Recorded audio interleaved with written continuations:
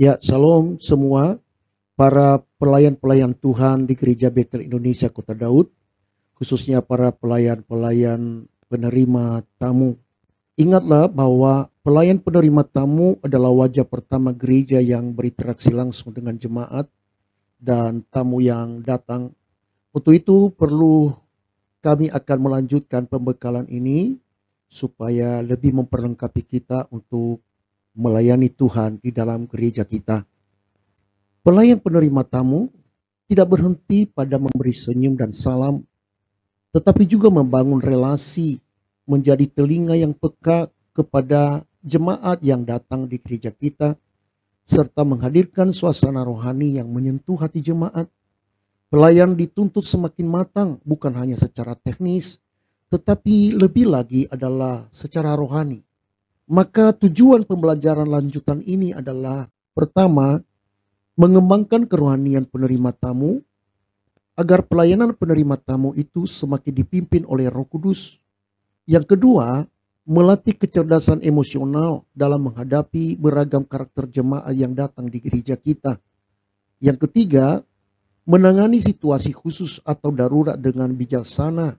Dan yang keempat adalah membangun budaya kerjasama tim penerima tamu yang solid. Nah, perlu diketahui bahwa dalam lanjutan ini kita memiliki dasar Alkitab, yaitu di dalam Filipi pasal 2 ayat 4 sampai dengan ayat yang kelima berkata demikian. Dan janganlah tiap-tiap orang hanya memperhatikan kepentingannya sendiri, tetapi kepentingan orang lain juga. Hendaklah kamu dalam hidupmu bersama menaruh pikiran dan perasaan yang terdapat juga dalam Kristus Yesus. Dan di dalam 1 Petrus pasal 4 ayat 10 berkata, layanilah seorang akan yang lain sesuai dengan karunia yang telah diperoleh tiap-tiap orang sebagai pengurus yang baik dari kasih karunia Allah. Nah, Bapak Ibu Saudara sekalian, perlu diperhatikan sebagai penerima tamu, itu bahwa setiap para pelayan, khususnya penerima tamu, ada dalam kedewasaan rohani. Nah, untuk membentuknya adalah setiap penerima tamu diajak berdoa bersama sebelum ibadah dimulai. Dan yang kedua adalah memiliki hati yang melayani, yaitu menyadari pelayanan ini bukan rutinitas, tetapi ibadah kepada Tuhan kita. Yang ketiga, memiliki kepekaan rohani. Misalnya, mampu merasakan jika ada jemaat yang membutuhkan perhatian lebih. Contohnya, jemaat yang dalam keadaan sedih, merasa kesepian, merasa sendirian, dan lain-lain sebagainya. Ya, memang di jemaat itu ada banyak kompleksitas yang selalu ada. Dan ini adalah kita meminta Roh Kudus untuk memberikan kepada kita kepekaan ini. Makanya setiap para pelayan memiliki hubungan yang baik dengan Tuhan agar memiliki kepekaan rohani. Nah, sekarang mari kita perhatikan tentang keterampilan interpersonal tingkat lanjut bagi setiap para pelayan penerima tamu. Pertama, kita harus membangun percakapan singkat, yaitu belajar menyapa lebih dari sekedar berkata salam. Misalnya, apa kabar Bapak Ibu? Apa kabar Dek? Apa kabar Kak? Atau kalimat yang menyatakan seperti ini. Kami senang bisa bertemu lagi ya. Keterampilan berikutnya adalah mengenali jemaat yang sudah tetap atau misalnya jemaat yang lama. Dan juga kita mengenali bahwa ini adalah jemaat yang baru. Catat atau ingat nama mereka agar merasa dihargai. Sehingga mereka tidak merasa asing di gereja kita. Dan saya percaya bila kita menghafal nama-nama orang, mereka akan respect dan juga mereka senang untuk boleh datang kembali. Karena merasa nyaman, merasa dihargai, merasa tidak asing bagi mereka. Hal yang berikutnya adalah perhatikan bahasa tubuh yang positif. Misalnya sikap berdiri tegak, pandangan hangat, dan tidak sibuk dengan HP. Nah, saya memohon kepada para pelayan, kalau melayani jangan main-main HP. Sebab kalau mereka datang melihat kita, seolah-olah kita tidak mempedulikan orang lain di sekitar kita. Dan hal ini sangat memperburuk keadaan pelayanan kita.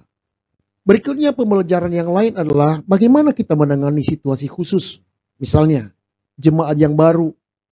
Ya, jangan biarkan mereka duduk sendirian. Dampingi dan perkenalkan pada yang lain. Nah, seperti jemaat yang terlambat, sambut dengan ramah tanpa memberi kesan menghakimi.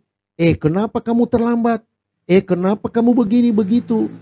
Jangan banyak bertanya tentang hal itu. Karena mungkin saja dengan perkataan kita menyinggung perasaan orang. Situasi khusus berikutnya adalah misalnya jemaat dengan kebutuhan khusus, difabel atau ada yang cacat, lansia, ibu hamil, anak kecil. Pastikan mendapat tempat yang nyaman bagi mereka. Bantulah mereka bila mereka membutuhkannya. Nah, disinilah letak kepekaan itu. Situasi berikutnya adalah jemaat yang bermasalah atau yang emosional. Walaupun di depan mata kita terjadi hal-hal yang emosional, ya tetap kita ramah. Dengarkan dan bila perlu arahkan ke hamba Tuhan atau para pengurus gereja kita. Kalau memang Bapak Ibu Saudara tidak sanggup untuk menanganinya. Hal yang berikutnya adalah situasi darurat. Misalnya ada jemaat yang sakit, pingsan, dan lain-lain sebagainya. Segera bertindak, hubungi tim medis atau tim yang ada di dalam gereja kita. Hal yang berikutnya adalah di dalam pelayanan gereja kita bekerja di dalam tim. Untuk itu koordinasinya jelas. Ada pembagian tugas, misalnya penyambut di pintu, pengarah duduk di kursi, penghubung dengan tim yang lain yang mungkin bertalian dengan kebutuhan jemaat. Disinilah letak kerjasama kita, yaitu saling menopang. Jika ada rekan lelah atau sibuk, tim lainnya sigap membantu. Jangan dibiarkan yang satu karena lelah, ya jangan mengurangi pelayanan kepada jemaat. Jadi tim yang lain turut untuk membantu. Nah, pentingnya juga di dalam kerja tim ini kita evaluasi secara rutin. Misalnya setelah ibadah, tim duduk bersama mengevaluasi pelayanan hari itu. Apakah ada masih kekurangan atau hal-hal yang lain yang perlu kita follow up. Sehingga pelayanan kita tidak stagnasi di situ tetapi terus berkembang, terus memperbarui. Sehingga benar-benar pelayanan kita untuk menyenangkan hati Bapa di surga. Nah, Bapak Ibu Saudara, para pelayan penerima tamu, saya memberikan tugas kepada kita untuk dipraktikkan di rumah atau kepada tim yang lain. Yaitu mari kita praktikkan bagaimana cara kita menyambut jemaat. Nah, kasus pertama adalah bila seorang jemaat baru masuk dengan wajah ragu-ragu. Nah, bagaimana cara menyambutnya?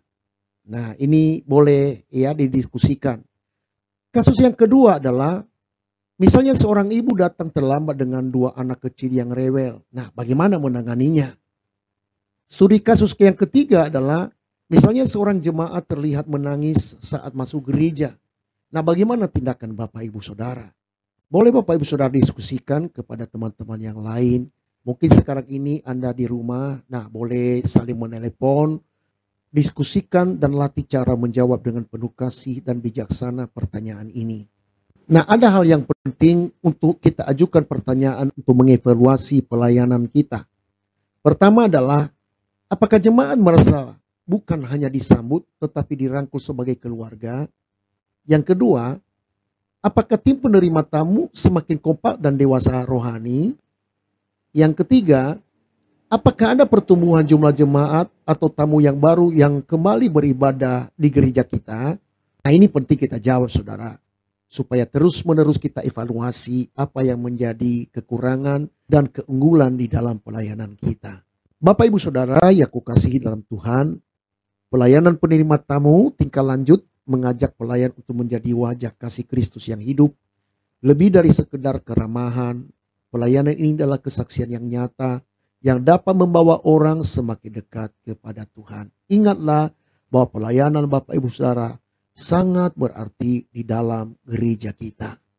Doaku kiranya Tuhan memberkati kita dan membalaskan berlimpah-limpah atas semua yang kita beri untuk melayani Tuhan.